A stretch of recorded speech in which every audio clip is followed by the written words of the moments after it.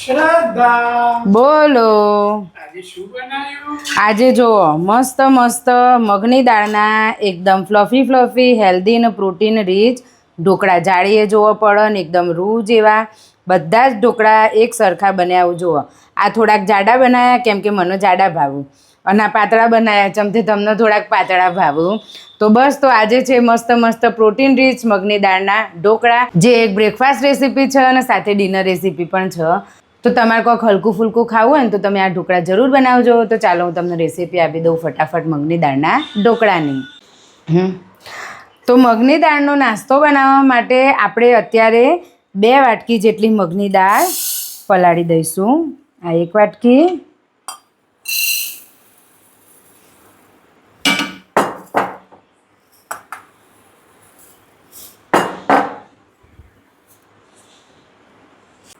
અને આ 2 વાટકી.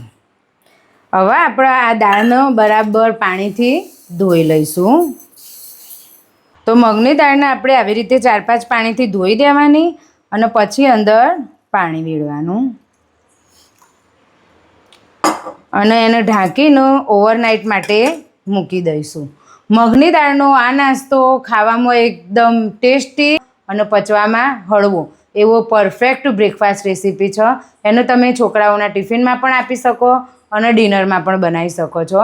તો બસ આપણે હવે આ મગની દાળને ઓવરનાઇટ મૂકી દઈશું. અત્યારે વાગ્યા છે 12 અને આપણે સવારે હવે નાસ્તો બનાવીશું મગની દાળનો.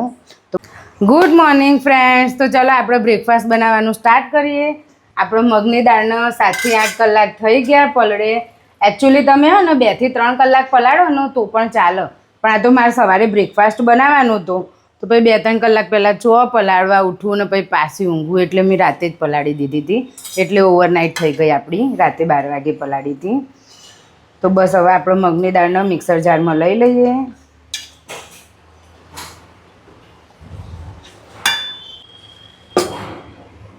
એ સાથે આપણે એમાં અડધી વાટકી સોજી લેવાનું છે.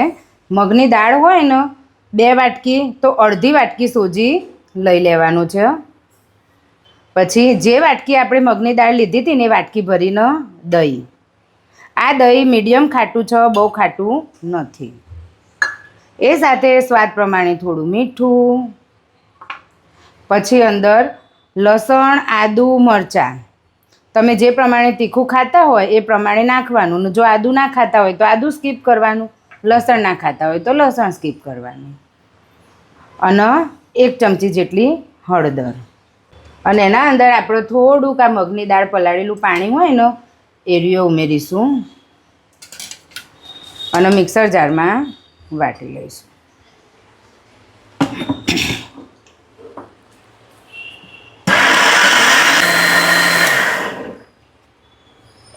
તો જો ફ્રેન્ડ્સ આપણે આ રીતનું બેટર તૈયાર કરી લઈશું. હું તમને થિકનેસ બતાવી દઉં એને, કે બહુ કકરું પણ નહીં અને બહુ સિલ્કી પણ નહીં. આ રીતનું થોડુંક દાણેદાર બેટર તૈયાર કરવાનું છે. હવે આપણે આ બેટરને અલગ વાસણમાં કાઢી લઈશું. અને હવે ખાલી બધા મસાલા આપણે પહેલી જ વાર વાટ્યું એમાં કરી લીધા ને તો બસ હવે આપણે ખાલી દાળ જ વાટી લેવાની છે. તો આ રીતે આપણે બધું ખીરું પીસી લીધું. ખીરું આપણું પીસાઈ જાય પછી આપણે એનો 2 થી 5 મિનિટ સુધી બરાબર ફેટી લઈશું. સતત એક જ ડાયરેક્શનમાં ફેટતું રહેવાનું છે.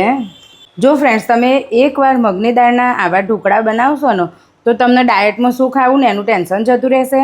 અને છોકરાઓનો ફટાફટ ઇન્સ્ટન્ટ શું બનાવી આપું સ્કૂલમાં બ્રેકફાસ્ટમાં એ ટેન્શન જતું રહેશે અને ખાવાની બહુ મજા આવશે. આનો ટેસ્ટ હોય ને આપણે જે લગ્નમાં ને એવી રીતે લાઈવ ઢોકળા ખાઈએ ને એવો ટેસ્ટ આવો, જોરદાર ઢોકળા લાગે ફ્રેન્ડ્સ. તો તમે મારા કહેવાથી એકવાર ટ્રાય જરૂર કરજો. જો તમે વિડીયોને લાઇક કરો અને કમેન્ટો કરો ને તો મને વિડીયો બનાવવાની મજા આવે કે ભાઈ ના આપણે કોઈક સારી કમેન્ટો આવો ને. અત્યાર સુધી તમે લોકોએ બહુ સારી કમેન્ટો કરી અને મને મોટિવેટ કર્યું. તો મારી ફેસબુક ફેમિલી અત્યારે 40,000ની થઈ ગઈ. એના માટે હું તમને દિલથી થેન્ક યુ બોલું કે તમે મને આટલો બધો સપોર્ટ આપ્યો અને આવી જ રીતે તમે મને સપોર્ટ આપતા રહેજો. હું જેમ બને ને એમ સારી રેસીપીઓ તમારા આગળ લાવતી રહીશ. અને જે રેસીપીમાં તમને એમ લાગે કે આમાં સુધારવા જેવું હોય એને બી કમેન્ટ કરજો, હું એમાં પણ સુધારો જરૂર કરીશ. તો બસ આવી રીતે આપણે 5 મિનિટ ખીરું ફેટી લઈએ. તો બસ આપણે આવી રીતે ખીરું ફેટાઈ જાય પછી આપણે એને ઢાંકીને 10થી 15 મિનિટનો રેસ્ટ આપીશું. રેસ્ટ આપવો જરૂરી છે કેમ કે આપણે એમાં સોજી ઉમેર્યો છે, તો સોજીનો ફૂલવા માટે સમય જુઓ. એટલે 10થી 15 મિનિટ રેસ્ટ આપીએ ને એટલે સોજી આપણો પરફેક્ટ ફૂલી જાય. તો બસ આપણે 10-15 મિનિટનો રેસ્ટ આપીએ. તો ફ્રેન્ડ્સ 10થી 15 મિનિટ થઈ ગઈ. આપણો ખીરાએ મસ્ત રેસ્ટ લઈ લીધો છે. હવે આપણે એનો મિક્સ કરીશું. જો ફ્રેન્ડ્સ બેટરની કન્સિસ્ટન્સી પણ જુઓ, એકદમ બહુ જાડું એ નહીં ને બહુ પતલું એ નહીં. તો બસ આપણને આવું જ બેટર જોવો છો ઢોકળા બનાવવા માટે. તમે બેટરની કન્સિસ્ટન્સી ધ્યાન રાખજો ફ્રેન્ડ્સ. જો પતલું થઈ જશે તોય ઢોકળા સારા નહીં થાય અને જાડું રહેશે ને તો પણ નહીં સારા રહે. તો થોડુંક એ વાતનું ધ્યાન રાખજો. હવે આપણે આનું અલગ બાઉલમાં લઈ લઈએ.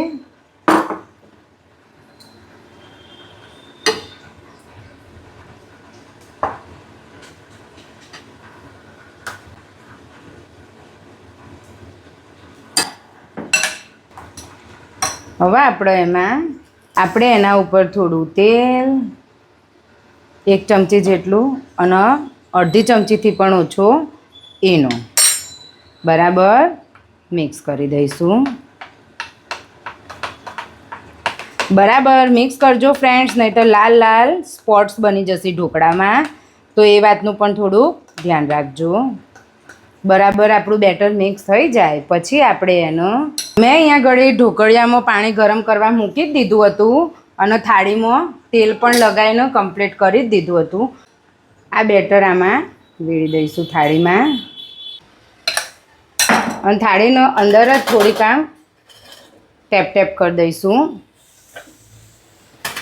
પછી આપણે ઉપર થોડોક મેથીઓ મસાલો એટલે કે પેલો ખાટા અથાણાનો આચાર મસાલો આવે ને એ રહ્યો સ્પ્રિંકલ કરી દઈશું, જેથી દેખાવમાં બી મસ્ત લાગે અને ખાવામાં બી બહુ ટેસ્ટી લાગે. અને પછી ઢાંકીને 10થી 12 મિનિટ જેટલું ચડવા દઈશું. જુઓ ફ્રેન્ડ 10થી 12 મિનિટ થઈ ગઈ છે. આપણા મસ્ત મસ્ત ઢોકળા રેડી. જો એકદમ સરસ ને બિલકુલ ચોટ્યા નહીં એટલે કમ્પ્લીટ થઈ ગયા છે. અને જો જરાક પણ લાલ સ્પોટ આવ્યો નથી એટલે આપણો એનો ને બરાબર ઢોકળામાં ભળી ગયો છે. તો બસ આપણે એને સાચવીને કાઢી લઈએ. અને સાથે મેં બીજી ડીશ તૈયાર કરીને જ રાખી હતી તો તરત આપણે મૂકી દઈએ. તો ફ્રેન્ડ્સ આપણે આ ઢોકળાનું તરતના તરત નહીં કાપીએ, થોડાક ઠંડા થવા દઈશું તો આપણા પીસ મસ્ત પડશે. જુઓ એકદમ મસ્ત ફૂલેલા ઢોકળા રેડી થઈ ગયા. હવે આને આપણે ઠંડા થવા દઈએ. જુઓ ફ્રેન્ડ્સ આપણા ઢોકળા એકદમ ઠંડા થઈ ગયા. હવે આપણે એનો કટ કરીશું.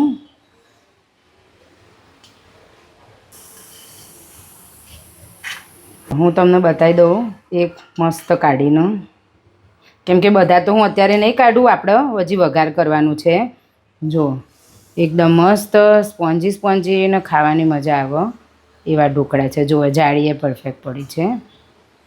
તો બસ હવે આપણે શું કરીશું, વઘાર કરીશું ઢોકળાનો, જેથી વધારે ટેસ્ટી લાગે. તો વઘાર કરવા માટે સૌથી પહેલાં મેં છે ને થોડી કોથમીર લીધી છે અને આવી રીતે આપણે ભભરાઈ દેવાની. હવે આપણે વઘાર કરીએ. વઘાર કરવા માટે તેલ ગરમ થાય ત્યારે આપણે તેમાં રઈ ફૂટે ત્યારે હિંગ. જો રઈ ફૂટવાનો અવાજ આવ્યો, બસ રઈ આવી રીતે ફૂટી જાય. હવે આપણે ગેસ બંધ કરી દેવાનો છે. આપણે રઈને હિંગનો કરેલો વઘાર આપણે થોડોક આવી રીતે ઢોકળાના ઉપર વેળી દઈશું. તો ફ્રેન્ડ્સ આપણે ઢોકળાનો ડિમોલ્ટ કરીએ. જુઓ તમે આરામથી થાળીમાંથી ઉખડી જાય છે અને એકદમ સરસ સ્પોન્જી ઢોકળા તૈયાર આપણા થઈ ગયા છે. એકદમ મસ્ત સ્પોન્જી આપણા ઢોકળા બનીને રેડી થઈ ગયા છે. પ્રોટીન રીચ ઢોકળા છે. હવે મળીશું આવી નવી બીજી રેસીપીમાં. ત્યાં સુધી બાય ટેક કેર.